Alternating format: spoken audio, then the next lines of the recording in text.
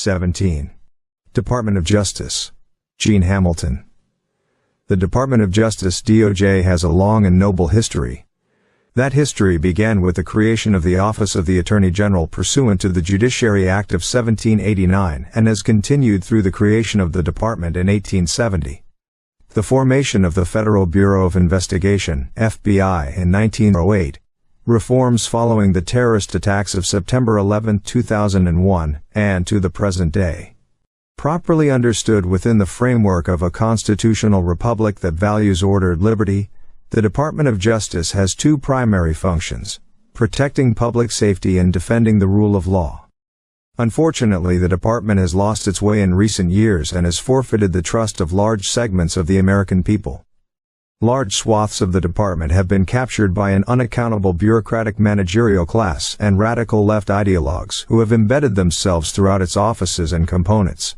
The department also suffers from institutional inattentiveness to its core functions, instead of being perceived as possessing the utmost impartiality and fairness as it advances the national interest on behalf of the American people fighting crime and defending the rule of law. The DOJ has become a department that 46.6% of Americans recently indicated is, in their view, too political, corrupt, and not to be trusted.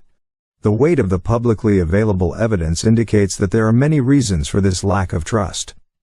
For example, the Federal Bureau of Investigation, knowing that claims of collusion with Russia were false, collaborated with Democratic operatives to inject the story into the 2016 election through strategic media leaks, falsified Foreign Intelligence Surveillance Act (FISA) warrant applications, and lied to Congress.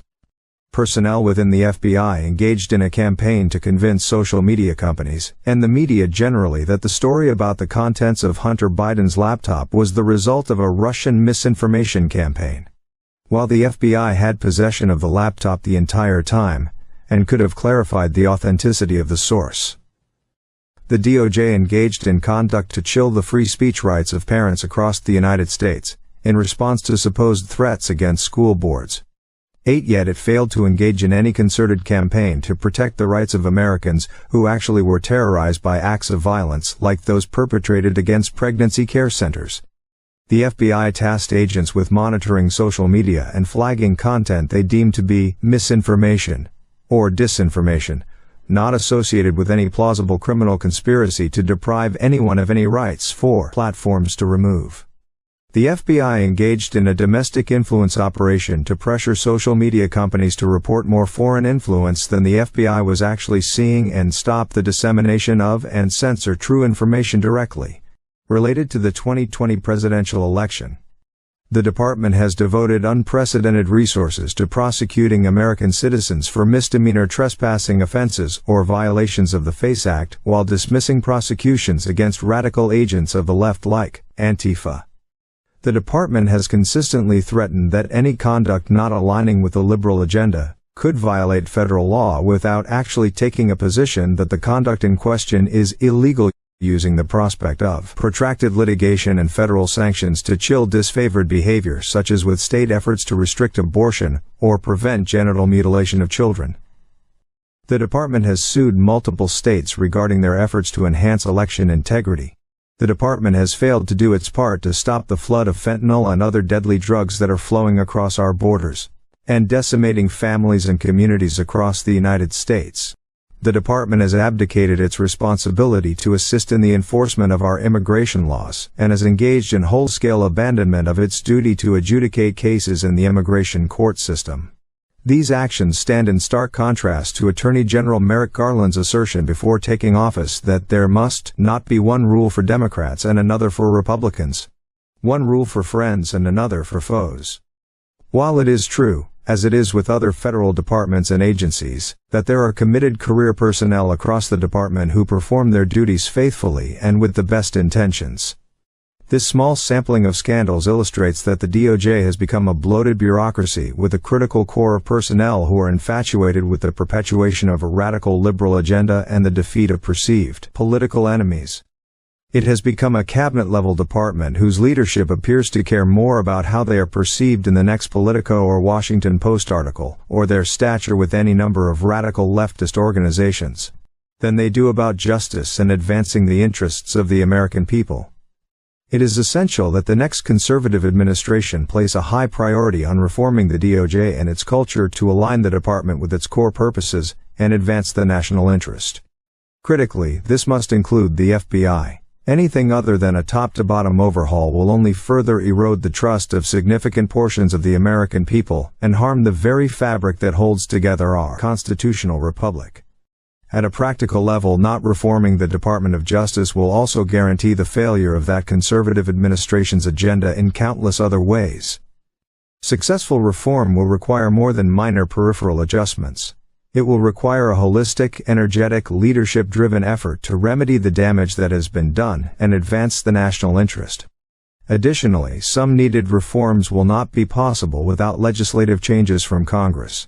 While it is true that certain offices and components like the FBI or the Civil Rights Division will require more attention than others, committed direction from the department's political leadership can restore the department's focus on its two core functions: protecting public safety and defending the rule of law. This chapter features prominently the things the department must do to restore its focus on these functions. Of course, there are other important reforms that do not necessarily fit within either of those core functions, so this chapter includes an additional section to address those areas. Prioritizing the protection of public safety. Ordered liberty is at risk when our citizens lack physical safety, when career criminals do not fear the law, when foreign cartels move narcotics and illegal aliens into our nation at will, and when political leaders call citizens domestic terrorists for exercising their constitutional rights.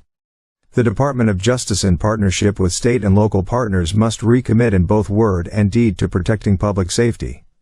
The overwhelming majority of crimes in the United States are properly handled at the state and local levels, but the DOJ can provide critical technical support for local law enforcement and play a critical agenda-setting role. With respect to the department's core responsibilities enforcing our immigration laws, combating domestic and international criminal enterprises, protecting federal civil rights, and combating foreign espionage, the federal government has primary authority and, accordingly, accountability. The evidence shows that the Biden administration's Department of Justice has failed to protect law-abiding citizens and has ignored its most basic obligations. It has become at once utterly unserious and dangerously politicized. Prosecution and charging decisions are infused with racial and partisan political double standards. Immigration laws are ignored. The FBI harasses protesting parents branded domestic terrorists by some partisans, while working diligently to shut down politically disfavored speech on the pretext of its being misinformation or disinformation. A department that prosecutes FACE Act cases while ignoring dozens of violent attacks on pregnancy care centers, and/or the coordinated violation of laws that prohibit attempts to intimidate Supreme Court justices by parading outside of their homes, has clearly lost its way.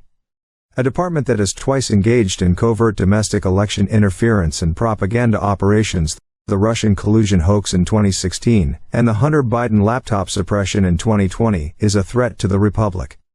Restoring the department's focus on public safety and a culture of respect for the rule of law is a gargantuan task that will involve at minimum 4 overriding actions. Restoring the FBI's integrity, renewing the DOJ's focus on violent crime, dismantling domestic and international criminal enterprises. Pursuing a national security agenda aimed at external state and non-state actors, not U.S. citizens exercising their constitutional rights. Restoring the FBI's integrity. The FBI was founded in 1908 to tackle national crime and security issues when there was hardly any systematic way of enforcing the law across this now broad landscape of America. It best serves the American people when it dedicates its resources and energies to attacking violent crime, criminal organizations, child predators, cybercrime, and other uniquely federal interests. Revelations regarding the FBI's role in the Russia hoax of 2016, big tech collusion, and suppression of Hunter Biden's laptop in 2020 strongly suggest that the FBI is completely out of control. To protect the Constitution, fight crime effectively, and protect the nation from foreign adversaries. The next conservative administration should begin to restore the FBI's domestic reputation and integrity, and enhance its effectiveness in meeting actual foreign threats. To do so, the next conservative administration should Conduct an immediate comprehensive review of all major active FBI investigations and activities, and terminate any that are unlawful or contrary to the national interest. This is an enormous task, but it is necessary to re-earn the American people's trust in the FBI and its work. To conduct this review, the department should detail attorney appointees with criminal, national security, or Homeland Security backgrounds to catalog any questionable activities and elevate them to appropriate DOJ leadership consistent with the new chain of command, discussed below. The department should also consider issuing a public report of the findings from this review as appropriate. Align the FBI's placement within the department and the federal government with its law enforcement and national security purposes. DOJ veterans often opine that the FBI views itself as an independent agency accountable to no one, and on par with the Attorney General in terms of stature, but the fact remains that the Federal Bureau of Investigation is located in the Department of Justice. It is not independent from the department, just as Immigration and Customs Enforcement is not independent from the Department of Homeland Security, and does not deserve to be treated as if it were. The next conservative administration should direct the Attorney General to remove the FBI from the Deputy Attorney General's direct supervision within the department's organizational chart and instead place it under the general supervision of the Assistant Attorney General for the Criminal Division and the supervision of the Assistant Attorney General for the National Security Division, as applicable. This can be accomplished through a simple internal departmental reorganization and does not need to be approved by Congress. Such a structure would allow the FBI to play an important role in advising the department's leadership on emerging threats and updating notable investigations through daily briefings conducted with the Criminal Division and National Security Division leadership, but it would also place the FBI under a politically accountable leader with fewer things to manage than the Deputy Attorney General or the Attorney General have.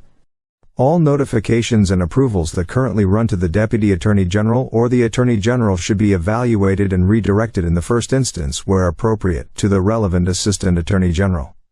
Such a move would better align the FBI with the mission of the divisions with which it most often interacts and emphasize the need for the areas on which it should focus.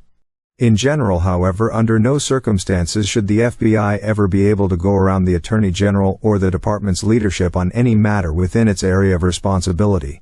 Prohibit the FBI from engaging, in general, in activities related to combating the spread of so-called misinformation and disinformation by Americans who are not tied to any plausible criminal activity.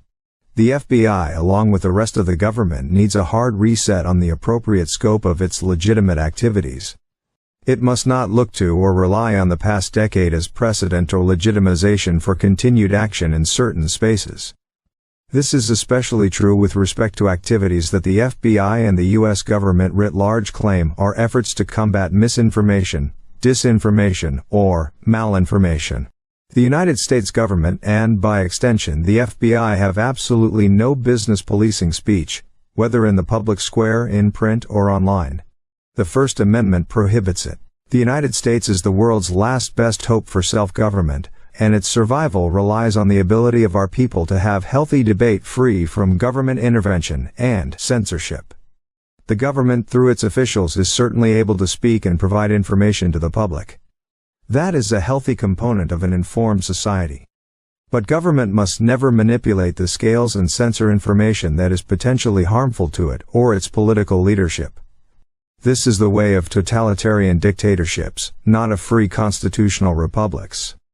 The DOJ needs a hard firewall between its legitimate activities, monitoring online activity for potential threats in its mission space, looking at social media profiles for evidence of intent or other criminal activity, etc., and those in which it must not engage, asking or demanding public forums or publishers to remove material based on the content and/or viewpoints expressed or itself censoring speech. Streamline the non-law enforcement functions within the FBI, such as its Office of General Counsel, and obtain those services from other offices within the department. The next conservative administration should eliminate any offices within the FBI that it has the power to eliminate without any action from Congress. For example, few Americans know that the FBI maintains a corps of approximately 300 attorneys within its Office of General Counsel, an office that has been involved in some of the FBI's most damaging recent scandals. These attorneys are not necessary to the functioning of the FBI in their current capacity. Legal advice should come from attorneys at the DOJ, whether those attorneys are within the Criminal Division, the National Security Division, the Justice Management Division, or the Office of Legal Counsel. Moving legal review outside the FBI would serve as a crucial check on an agency that has recently pushed past legal boundary after legal boundary. Similarly, the FBI does not need its own Office of Congressional Affairs separate and apart from the DOJ Office of Legislative Affairs, nor does it need its own Office of Public Affairs. Emphasize, fund and reward field offices while shrinking headquarters staff. While the FBI has essential headquarters functions that must be fulfilled and should likely be fulfilled by a team in Washington, D.C., the next conservative administration should make a priority of deploying funding and rewarding the work of the field offices to the greatest extent possible. The Department of Justice must value badges over bureaucracy, must rethink its internal reporting structures, and should aim to realign the FBI's resources accordingly. Submit a legislative proposal to Congress to eliminate the 10-year term for the director. After J. Edgar Hoover's decades-long term as FBI director came to an end following his death in 1972, and in light of oversight conducted by Congress into alleged intelligence community and FBI abuses in the 1970s, Congress limited the director's tenure to one 10-year term. The realities of the FBI's abuses and overreach in recent years demonstrate that further reform is still necessary. The director of the FBI must remain politically accountable to the president in the same manner as the head of any other federal department or agency. To ensure prompt political accountability and to rein in perceived or actual abuses, the next conservative administration should seek a legislative change to align the FBI director's position with those of the heads of all other major departments and agencies. Renewing the department's focus on violent crime. Despite the DOJ's pronouncements that violent crime continues to be a top priority, it has increased across the United States. The department's leadership must make actually reducing violent crime a priority across the United States, and it must do so in partnership with state and local officials in a manner that is tailored to the needs and conditions in those states and localities. Targeting violent and career criminals, not parents. The next conservative administration must ensure that the Department of Justice devotes significant effort to reducing violent crime nationwide. The Attorney General should require all U.S. attorneys to develop a jurisdictional-specific plan whenever possible in coordination with state and local law enforcement to reduce violent crime within each of their districts. Then the Attorney General should hold each U.S. attorney accountable for achieving actual results. In recent years, federal and state officials have succumbed to calls from anti-law enforcement advocates for so-called criminal justice reform. The pleasant-sounding terminology of reform masks the darker reality of this movement, which is one that has supported dismantling effective federal, state, and local law enforcement and stripped away some of the most fundamental tools that law enforcement has long had at its disposal. This campaign is not just ill-advised. It has clearly had real-world consequences in the form of catastrophic increases in crime, particularly violent crime nationwide. As discussed in the next section, the Department of Justice has a special obligation to restore law and order in such districts. Juxtaposed against this increase in violent crime are things like Attorney General Merrick Garland's October 4, 2021 memorandum directing the commitment of significant resources and energies to combating imaginary, politically convenient threats of violence toward members of school boards and their staffs during the heat of the Virginia gubernatorial race. There was no similar effort to investigate elected officials and other public officers who conspired with outside allies to target and harass parents who were merely exercising their constitutional and statutory rights. If we are to continue to have informed and civil dialogue in the United States on issues of public concern, the DOJ must enforce applicable civil rights laws in an even-handed way when citizens' livelihoods are threatened merely because they have exercised their rights. Enhancing the federal focus on and resources in jurisdictions with rule of law deficiencies. A disturbing number of state and local jurisdictions have enacted policies that directly undermine public safety, leave doubt about whether criminals will be punished, and weaken the rule of law. While the prosecution of criminal offenses in most jurisdictions across the country must remain the responsibility of state and local governments, the federal government owes a special responsibility to Americans in jurisdictions where state and local prosecutors have abdicated this duty. Jurisdictions suffering from deficiencies in the rule of law warrant, as appropriate within our federal system, greater attention and additional federal resources that are sufficient to protect the rights of American citizens and federal interests. In the next conservative administration, the DOJ, acting primarily through its U.S. attorneys, should therefore use applicable federal laws to bring federal charges against criminals when local jurisdictions wrongfully allow them to evade responsibility for their conduct. The department should also increase the federal law enforcement presence in such jurisdictions and explore innovative solutions to bring meaningful charges against criminals and criminal organizations in such jurisdictions. Where warranted and proper under federal law, initiate legal action against local officials including district attorneys, who deny American citizens the equal protection of the laws by refusing to prosecute criminal offenses in their jurisdictions. This holds true particularly for jurisdictions that refuse to enforce the law against criminals based on the left's favored defining characteristics of the would-be offender, race, so-called gender identity, sexual orientation, etc., or other political considerations, e.g. immigration status. Pursue policies and legislation that encourage prosecution of violent crimes as well as appropriate sentences for such offenses. The Biden administration has adopted policies that do not prevent armed career criminals who actually commit violent crimes from committing those crimes. A recent U.S. Sentencing Commission report shows that armed career criminals are consistently sentenced below their minimum sentencing guidelines range. There are valid reasons for sentence reductions in particular cases, for example, if the defendant has provided substantial assistance in prosecuting other offenders. At the same time, the DOJ must ensure that its line attorneys are consistently using the tools at their disposal in cases with violent offenders, including pursuing mandatory minimum sentences under the Armed Career Criminal Act, ACCA. The department should also support legislative efforts to provide further tools, such as the Restoring the Armed Career Criminal Act, which Senators Tom Cotton, Marsha Blackburn, and Cindy Hyde-Smith introduced in 2021 in response to U.S. Supreme Court decisions neutering the ACCA. Enforce the death penalty where appropriate and applicable. Capital punishment is a sensitive matter, as it should be, but the current crime wave makes deterrence vital at the federal, state, and local levels. However, providing this punishment without ever enforcing it provides justice neither for the victims' families nor for the defendant. The next conservative administration should therefore do everything possible to obtain finality for the 44 prisoners currently on federal death row. It should also pursue the death penalty for applicable crimes, particularly heinous crimes involving violence and sexual abuse of children, until Congress says otherwise through legislation. Dismantling domestic and international criminal enterprises. Criminal organizations are as old as crime itself, but are more extensive, sophisticated, and dangerous today than at any other point in history. The Department of Justice has a key role in tackling transnational criminal organizations like Mara Salvatrucha, MS-13, and Mexican drug cartels, as well as purely domestic criminal organizations like those built on the more traditional mafia crime model as part of its obligation to ensure the safety and security of the American people.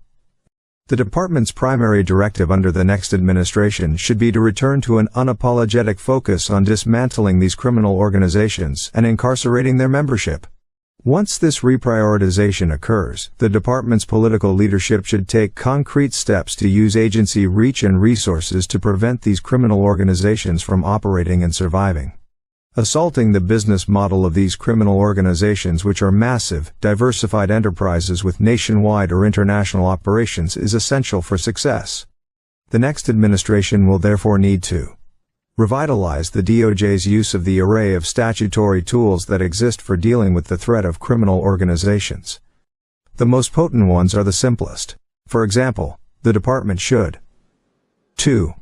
Aggressively deploy the Racketeer Influenced and Corrupt Organizations Act, RICO, which Congress expressly created to empower the Department of Justice to treat patterns of intrastate-level crimes, such as robbery, extortion, and murder, as federal criminal conduct for criminal organizations and networks. The next administration can use existing tools while it works with Congress to develop new tools. Secure the border, which is the key entry point for many criminal organizations and their supplies, products, and employees. Mexico, which is arguably functioning as a failed state run by drug cartels, is the main point of transit for illegal drugs produced in Central and South America.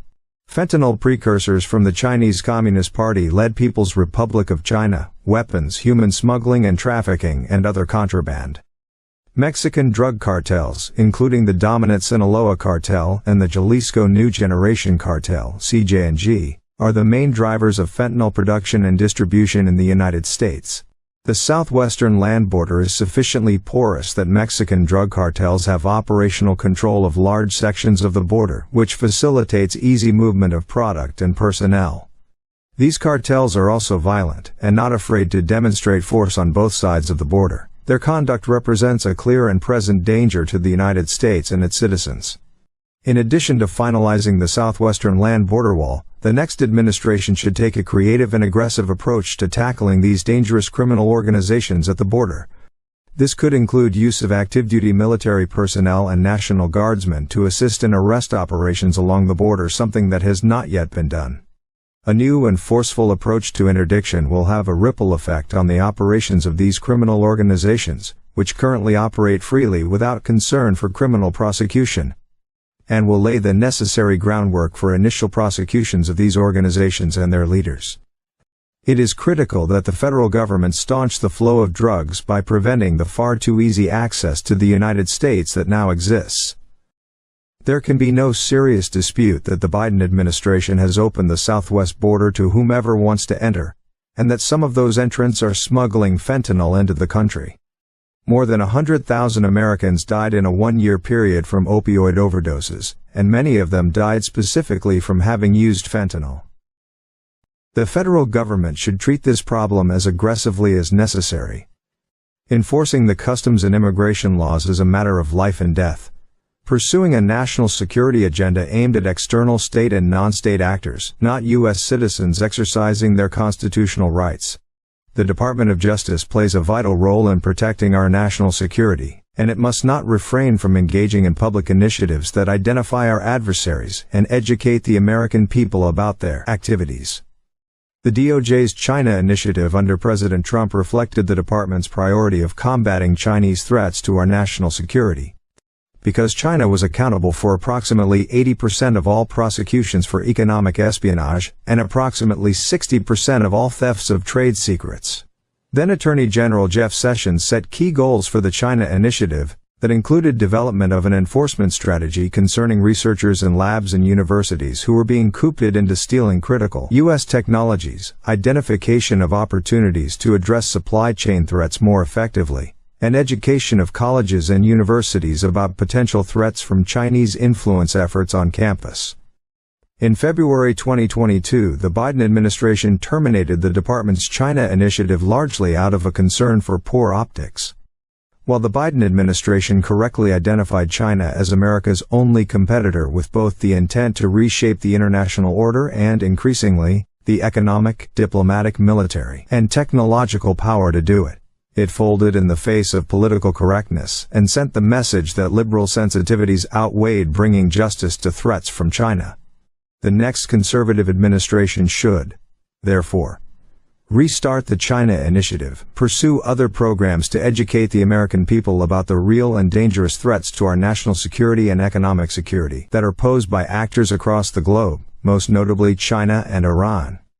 Ensure that it is agile enough to devote sufficient resources and attention to other emerging threats that involve federal interests, such as increases in sextortion, ransomware, and the continued proliferation of child pornography. Defending the rule of law.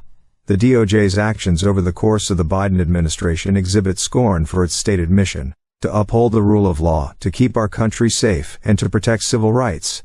The Biden administration's unprecedented politicization and weaponization of the department therefore demand a comprehensive response from the next administration.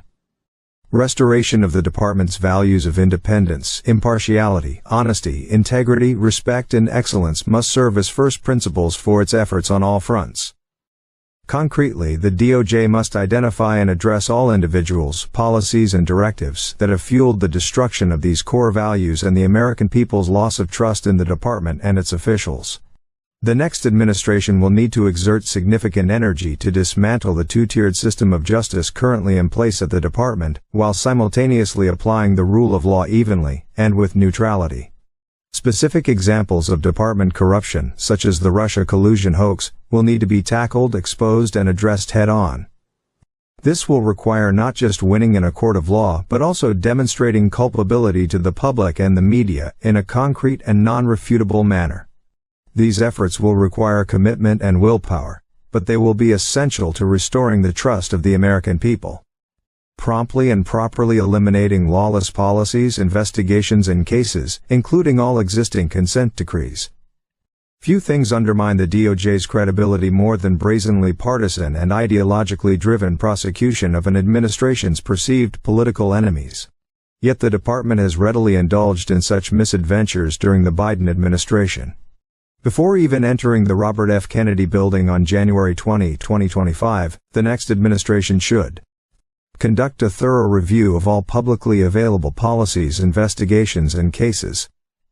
In a manner consistent with applicable law, prepare a plan to end immediately any policies, investigations, or cases that run contrary to law or administration policies. Ensure that upon the next president's inauguration, appointees at the department obtain information about anything that was not learned before taking office, and conduct the same analysis. An egregious example of the need for such a review is provided by the department's use of the Freedom of Access to Clinic Entrances (FACE) Act to harass pro-life demonstrators while not pursuing similar investigations of shocking acts of violence committed against pro-life pregnancy resource centers. On the morning of September 23, 2022, pro-life activist Mark Hook was arrested by more than 15 FBI agents at his home in Pennsylvania, in front of his wife and small children.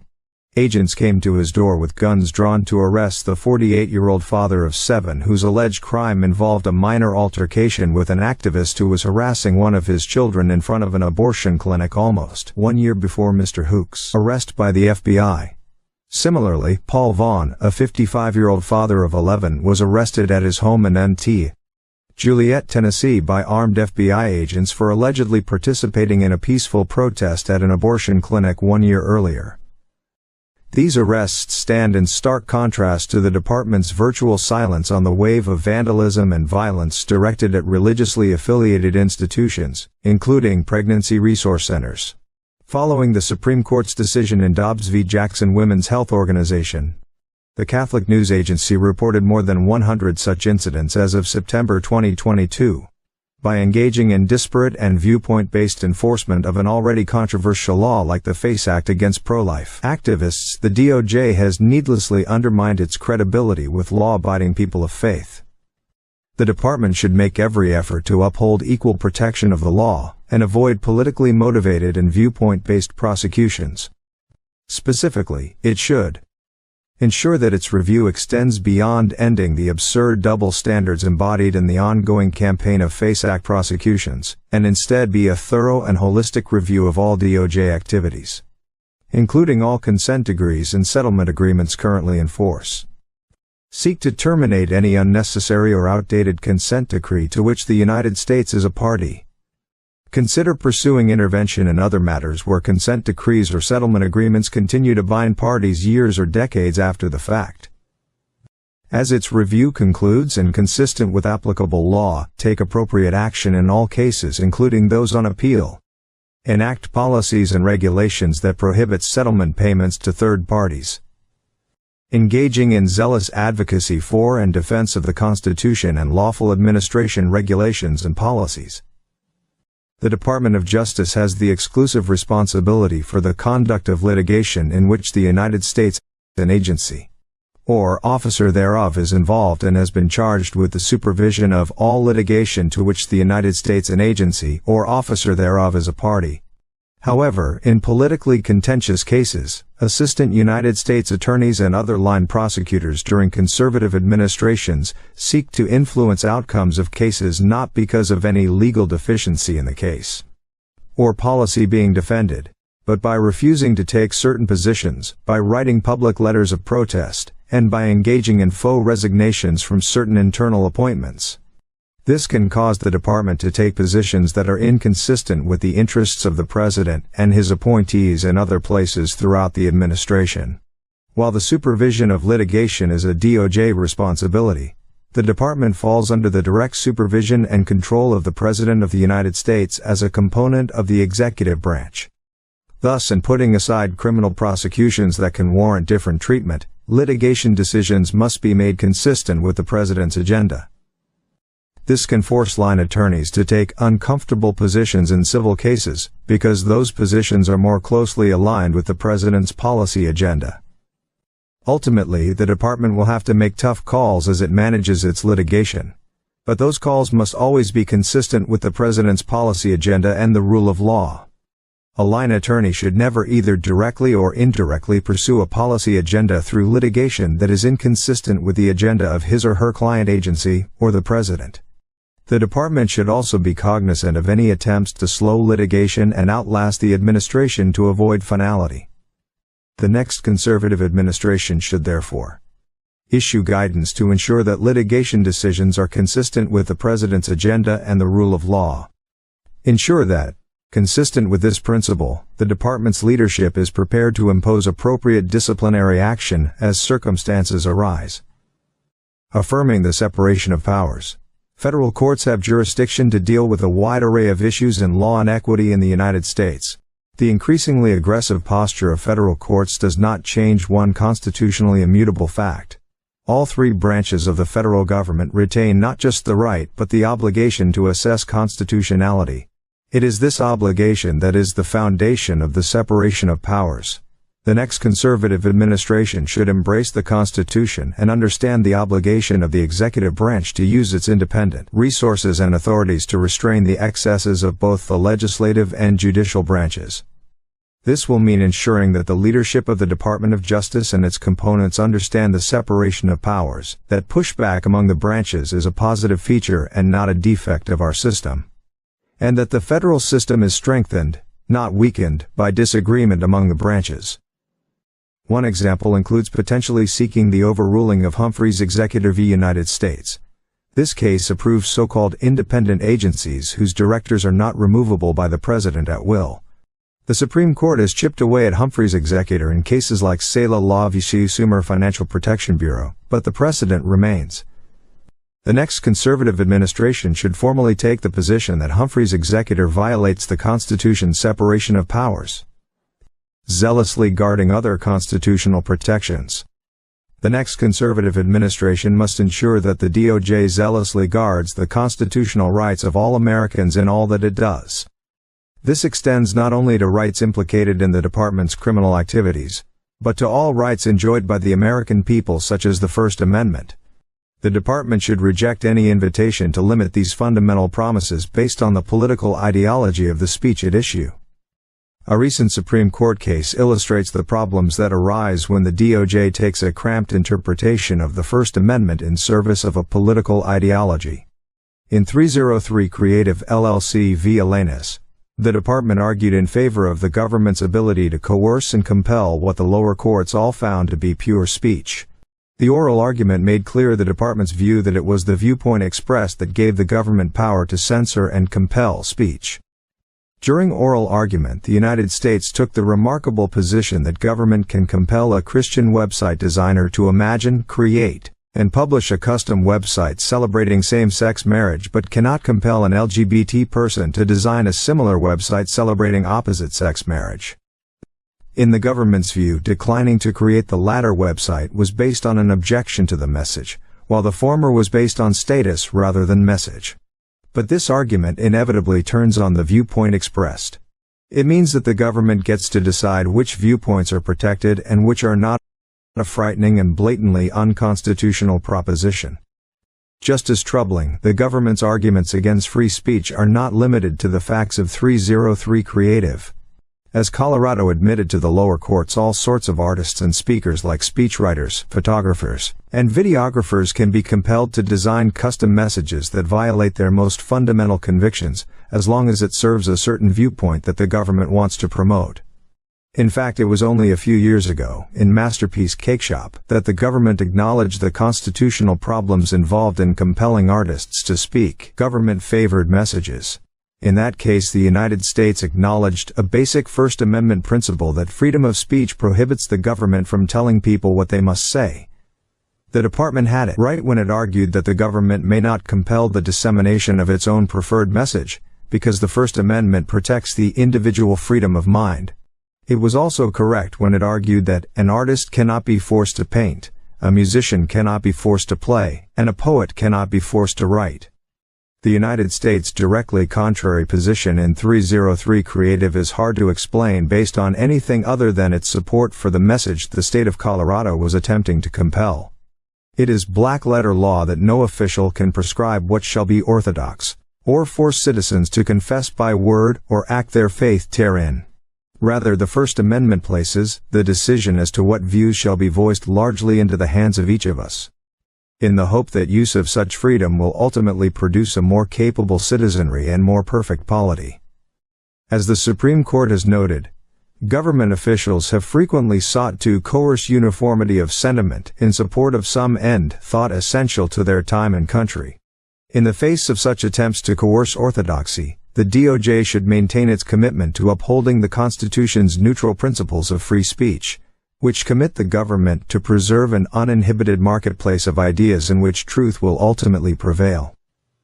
Pursuing equal protection for all Americans by vigorously enforcing applicable federal civil rights laws in government, education, and the private sector.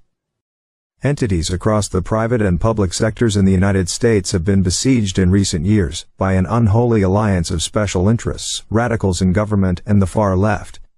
This unholy alliance speaks in platitudes about advancing the interests of certain segments of American society. But that advancement comes at the expense of other Americans and in nearly all cases violates long-standing federal law.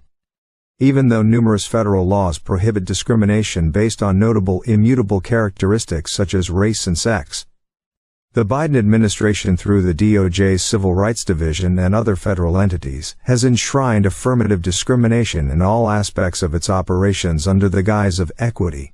Federal agencies and their components have established so-called diversity, equity, and inclusion (DEI) offices that have become the vehicles for this unlawful discrimination. And all departments and agencies have created equity plans to carry out these invidious schemes. To reverse this trend, the next conservative administration should ensure that the DOJ spearheads an initiative demonstrating the federal government's commitment to non-discrimination.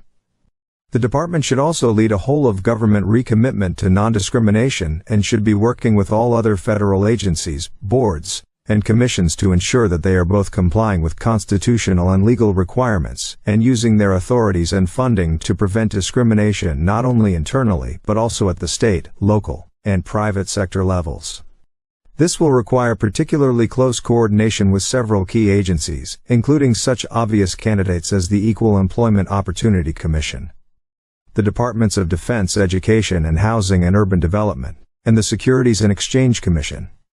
It will also require enforcing contractual requirements that prohibit discrimination on federal contractors.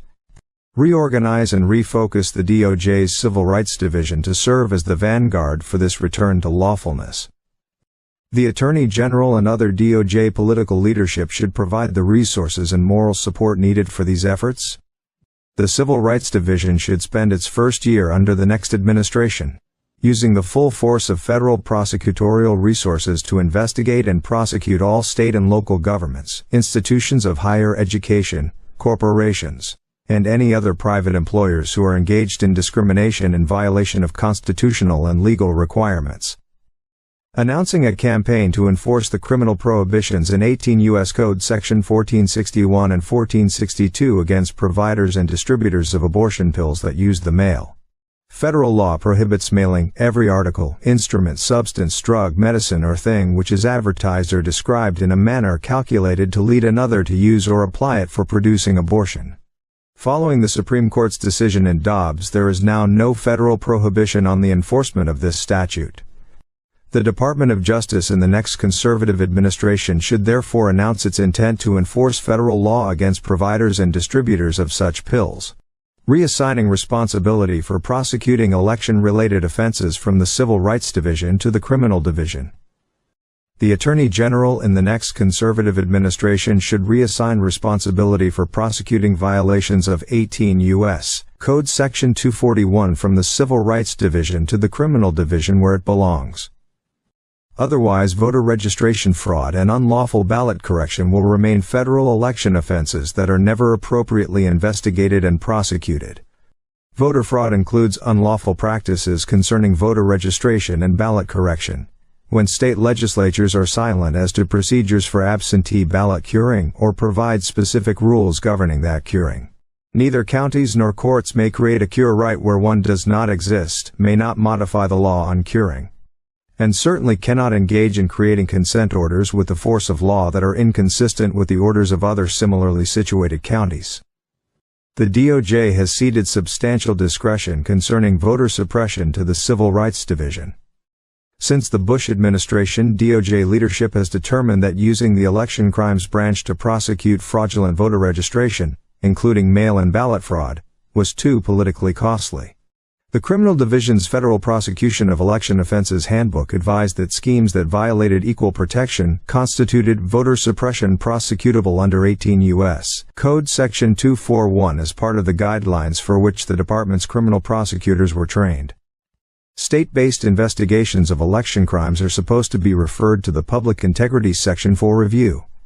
Historically, 18 U.S. Code Section 241, Conspiracy Against Rights, was used as a basis for investigating state officials whose statements or orders violated the equal protection rights of voters, or deliberately misinformed voters concerning the eligibility of their ballots.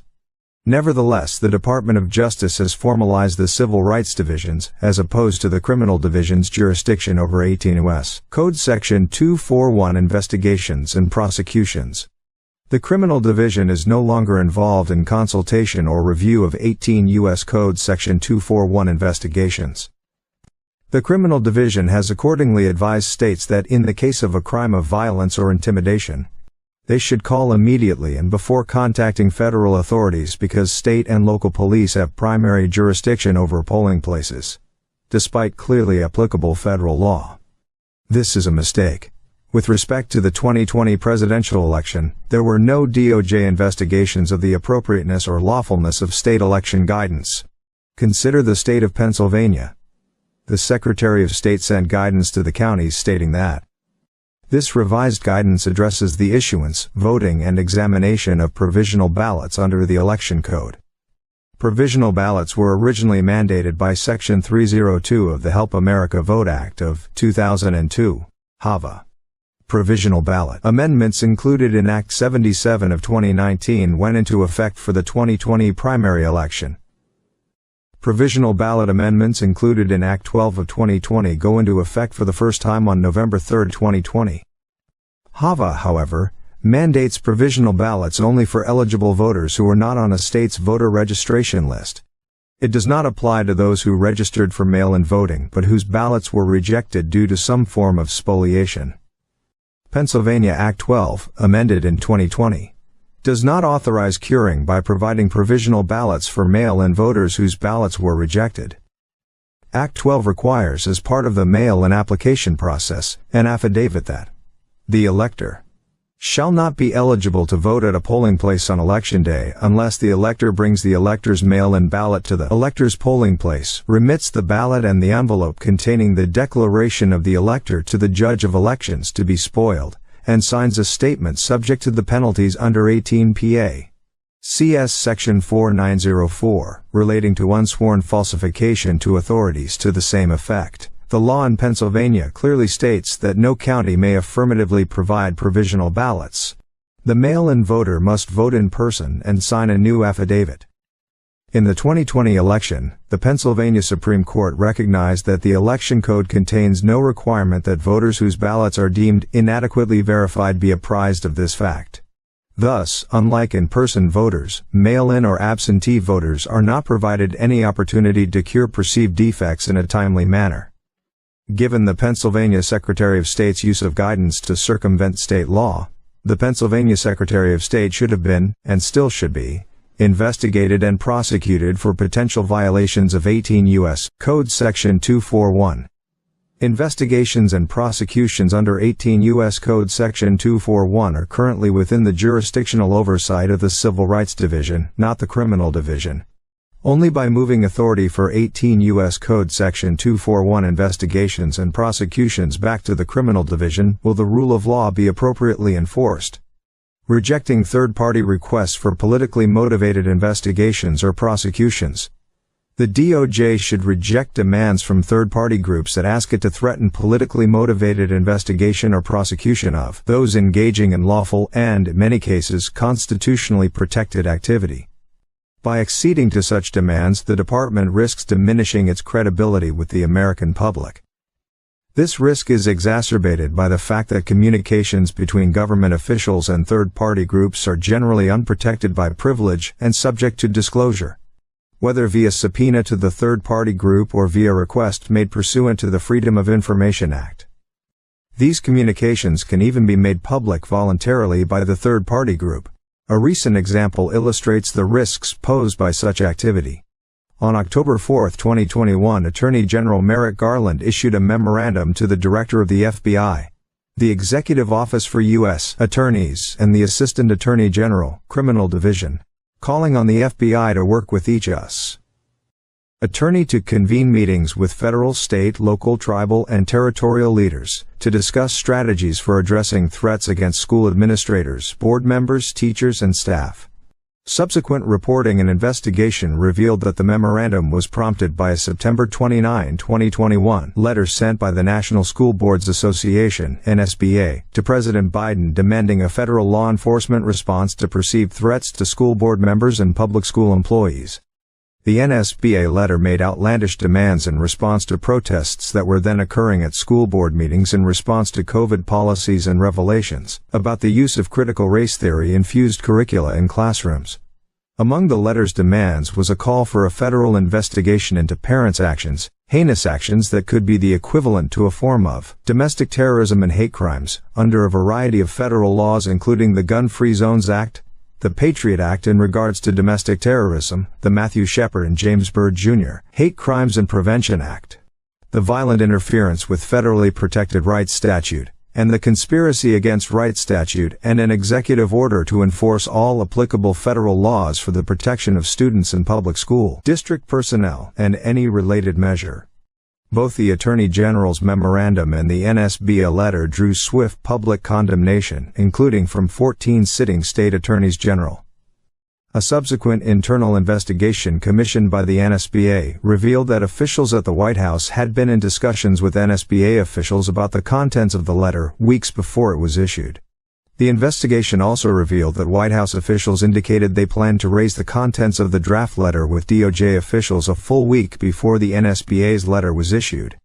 This cooperation by a third-party group, the White House, and the DOJ to craft and coordinate a response to an ill-advised and politically motivated letter undermines the department's credibility as an impartial law enforcement agency.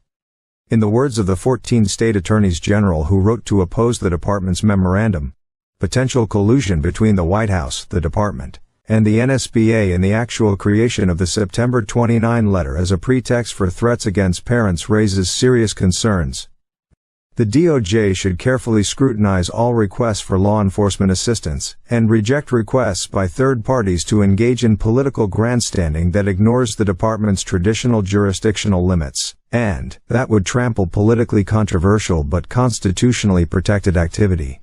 Ensuring proper distribution of DOJ grant funds. DOJ grants are an underutilized asset in most conservative administrations. When used properly, they can be highly effective in implementing the President's priorities. The Office of Justice Programs (OJP) is comprised of 6 components, and is responsible for most DOJ grants to local law enforcement, juvenile justice, and victims of crime, as well as for criminal justice research and statistics. The opportunity to support a president's agenda may be greater through OJP grant funding than it is through any of the federal government's other grant-making components. Consistent with appropriations from Congress, the OJP dispenses approximately $7 billion in various grants. block grants are given to a state to be awarded pursuant to federal regulations. Some funds to support law enforcement and victims of crime are awarded pursuant to block grants. But most OJP funds are awarded through discretionary grant-specific programs written into the budget by Congress. Although Congress dictates the way in which many grant awards are to be made, federal staff enjoy a tremendous amount of discretion in adding conditions and priority points. Grants operate with a carrot and a stick. To receive grant funding, a recipient must agree to certain conditions, which in many instances include the president's priorities. For instance, under an anti-human trafficking grant during the Obama administration, approximately $110 million in 2020, an awardee had to show a partnership with an LGBTQ organization and always have an interpreter on site. These conditions worked to change culture and overlaid President Obama's priorities. Support for the LGBTQ community and for more of the funding to go to areas with large immigrant populations. During the Trump administration, a condition added to grants stated that an awardee had to comply with all federal law, stock language, including federal law regarding the exchange of information between federal and local authorities about an individual's immigration status. This condition prevented law enforcement in sanctuary cities from receiving grant awards. While the Trump administration suffered a series of setbacks from several hostile courts, it obtained from the Second Circuit Court of Appeals a decision upholding the department's authority to impose these conditions.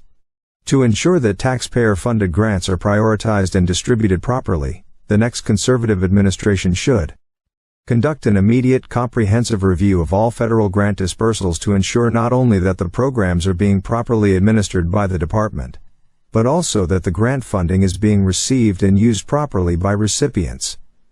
Order an overhaul of the DOJ grant application process to include more rigorous vetting of state, local, and private grant applicants and inclusion of more pre-application criteria to ensure baseline fitness and eligibility for federal grant dollars. This long overdue enhancement of the grant application and issuance process will ensure that hard-earned taxpayer dollars are going only to lawful actors who support federal law enforcement and demonstrate the ability and willingness to engage in lawful activities. Ensuring proper enforcement and administration of our immigration laws, although its role has changed over the years, most notably following the passage of the Homeland Security Act of 2002. The Department of Justice plays a crucial role in the enforcement and adjudication of our immigration laws. Its leadership and energy, however, have not always reflected the importance placed by Congress on the execution of that crucial mission.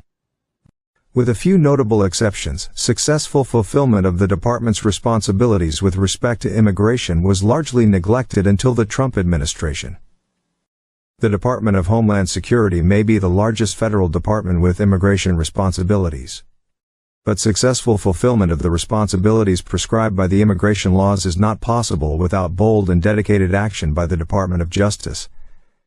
The DOJ and its leadership must intentionally prioritize fulfillment of the department's immigration-related responsibilities in the next conservative administration.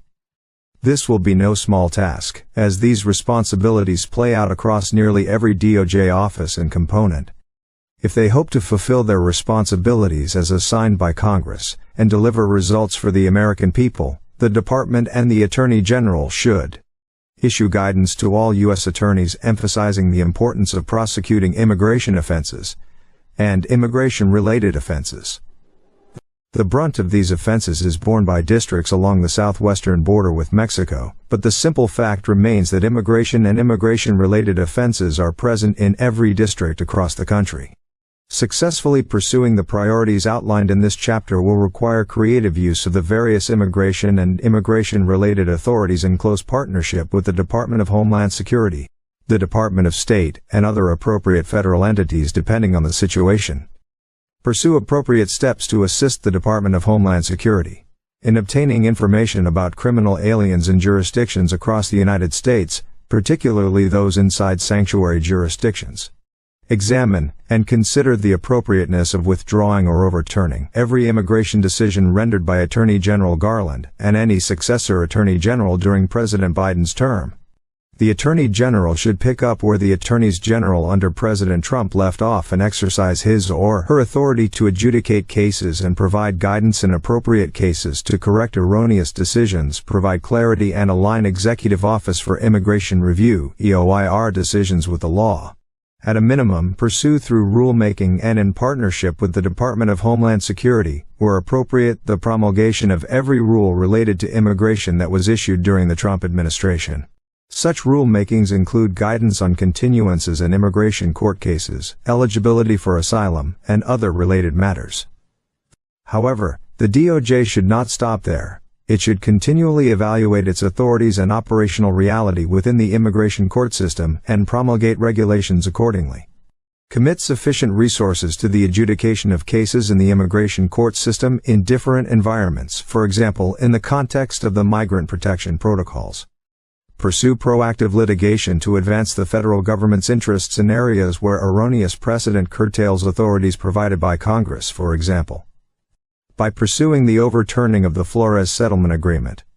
Pursue aggressive enforcement of the immigration laws within the Immigrant and Employee Rights section of the Civil Rights Division to ensure that no American citizen is discriminated against in the employment context in favor of a temporary or foreign worker. Ensure the deployment and use of appointees throughout the department who are committed to successful achievement of the department's immigration-related missions. This includes personnel in or overseeing not only the EOIR but also the Office of the Attorney General, Office of the Deputy Attorney General, Office of the Associate Attorney General, Office of the Solicitor General, and nearly every other component office throughout the department. Pursue a more vigorous anti-fraud program within the EOIR. In perhaps no other area of law are there more attorneys who commit acts of fraud against their clients advancing completely meritless arguments in exchange for exorbitant fees than there are in the area of immigration. Fraud and unethical behavior are rampant in the immigration system and must be addressed not only to ensure that the federal government is operating in a proper manner, but also for the sake of the aliens involved in the process, as well as the integrity and credibility of the members of the private immigration bar who do not engage in such conduct. Additional essential reforms. Aligning departmental resources with leadership priorities across all components and U.S. attorneys' offices. As the next administration pursues its objectives, it should use the department's resources efficiently in a manner that delivers results for the American people. To accomplish this goal, it will be necessary to ensure the assignment of sufficient political appointees throughout the department. Ensuring adequate accountability throughout the DOJ requires the intentional devotion of sufficient resources by the administration, not simply replicating what was done under prior administrations and reflected in the Plum Book. The number of appointees serving throughout the department in prior administrations, particularly during the Trump administration, has not been sufficient, either to stop bad things from happening through proper management, or to promote the president's agenda. It is not enough for political appointees to serve in obvious offices like the Office of the Attorney General, or the Office of the Deputy Attorney General. The next conservative administration must make every effort to obtain the resources to support a vast expansion of the number of appointees in every office and component across the department, especially in the Civil Rights Division, the FBI, and the EOIR. And all non-essential details of department personnel, particularly those detailed to congressional offices, until the department can conduct a thorough review of its personnel needs. Considering all of the many challenges facing the DOJ, the next conservative administration should terminate and recall all details of DOJ personnel shortly after the president's inauguration. After a thorough analysis of the department's resources and priorities is completed, details to other portions of the executive branch and to Congress can resume. Ensure accountability for personnel sanctioned or referred for discipline after a finding of misconduct. The next conservative administration should complete a thorough review of any sanctions or findings of misconduct issued over the 4 years preceding the inauguration to ensure that the Biden administration acted appropriately in response to any such sanctions or findings.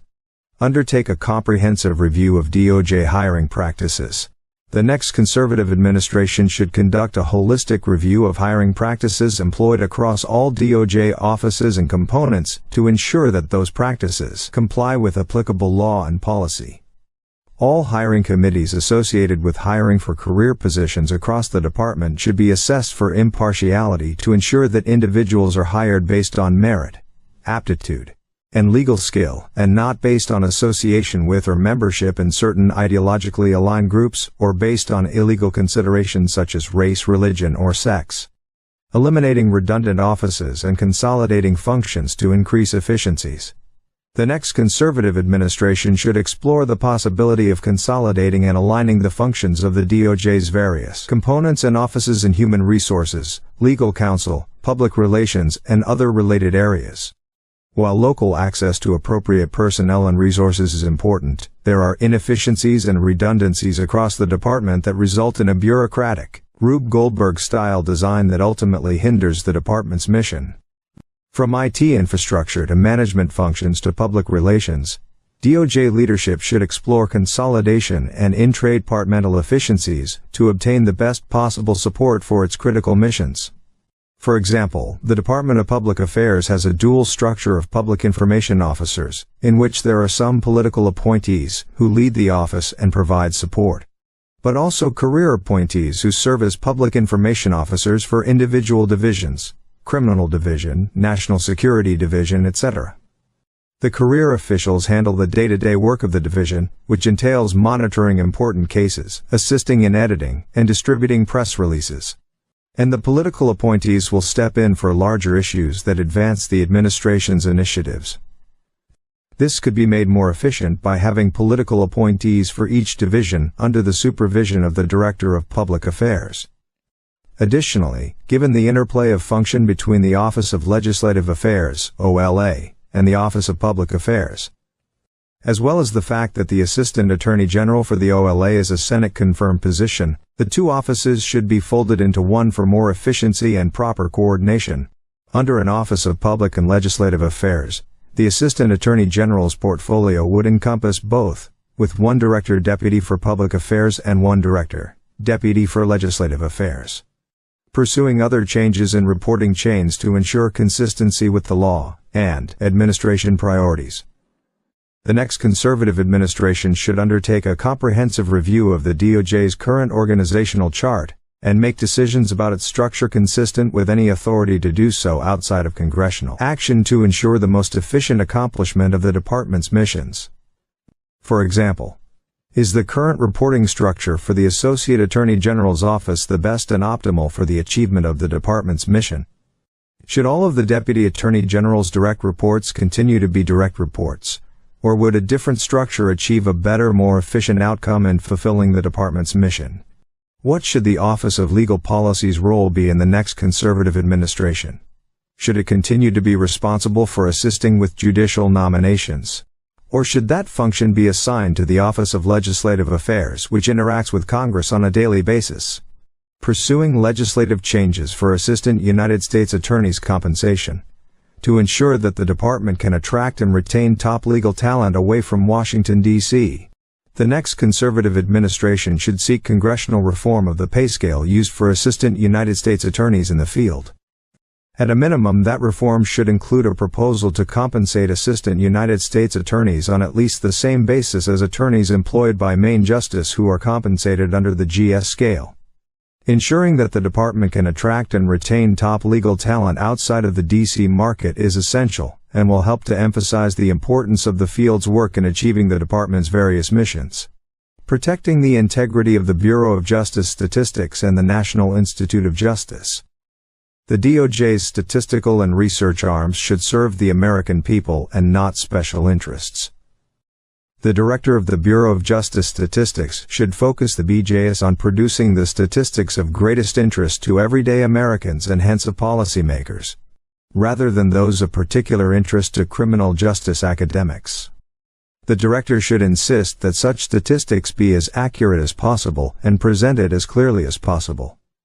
The intellectually engaged, everyday American citizen should be able to read and understand the BJS's published statistics and reports rather than having to trust experts, because the statistics are not clear. The BJS should focus on the core statistics involving crime and punishment, such as those relating to serious crimes committed, imprisonment, time served, recidivism, and the like. It should not pursue the niche political agendas of academics or advocates. Moreover, a clear line should be maintained between official government statistics and third-party contractor reports. There should be no reports that look like official BJS reports, but are authored by private entities such as the Urban Institute, as happened under the Obama administration. Research funded by the National Institute of Justice should follow similar principles. The NIJ should fund high-quality, unbiased research on the topics of greatest interest to everyday Americans and policymakers, rather than agenda-driven research desired by advocates or academics. The National Crime Victimization Survey, which is the nation's largest crime survey and predates the BJS, it dates to the Nixon administration, is of particular importance. And the department should prioritize and sufficiently fund it. This survey provides the only comprehensive and credible alternative to police reports for showing who commits crimes. The demographic information that crime victims provide through the survey about who commits crimes against them enables such reports as Race and Ethnicity of Violent Crime Offenders and Arrestees 2018, which was published in January 2021 and finds that police are arresting those who, according to victims, actually commit crimes.